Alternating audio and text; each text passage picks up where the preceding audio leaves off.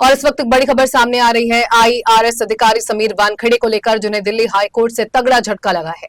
दरअसल दिल्ली हाईकोर्ट ने समीर वानखेड़े के उस मुकदमे पर सुनवाई करने से इनकार कर दिया है जिसमें उन्होंने Netflix series Bads of Bollywood में अपने कथित तौर पर मानहानि करने का आरोप लगाया था।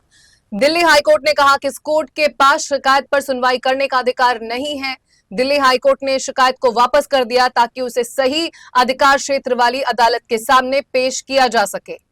पुरुषेंद्र कौरव की सिंगल बेंच ने आदेश दिया है कि केस को उस कोर्ट में भेजा जाए जो इस तरह के मामले को सुनने की सही आधिकारिकता रखता है।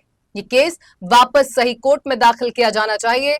वानखेड़े ने आरोप लगाया है कि web series the Bads of Bollywood में उनके खिलाफ जानबूझकर गलत और अपमानजनक कंटेंट दिखाया गया। उनका कहना है कि इस वेब सीरीज ने न केवल उनकी व्यक्तिगत प्रतिष्ठा और सम्मान को नुकसान पहुंचाया बल्कि उनके परिवार पर भी इसका सीधा असर डाला है।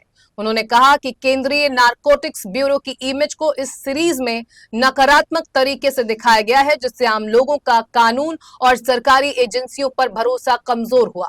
वानखेड़े ने अदालत से मांग की थी कि उन्हें स्थायी आदेश और मुआवजा दिया जाए। इसके तहत red chillies entertainment, Netflix, x, Google, Facebook और अन्य संबंधित पक्ष शामिल हैं।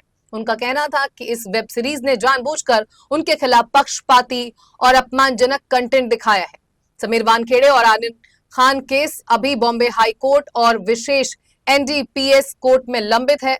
शिकायत में उन्होंने सीरीज के एक सीन का भी हवाला दिया है। इसमें एक किरदार सत्यमेव जयते कहता है और इसके तुरंत बाद अश्लील इशारा करता है। शिकायतकर्ता के मुताबिक ये न केवल उनके लिए अपमानजनक है बल्कि ये राष्ट्रीय प्रतीक और इस स्लोगन का अपमान भी करता है। इस तरह की हरकत भारतीय कानून के तहत अपराध मानी जाती है।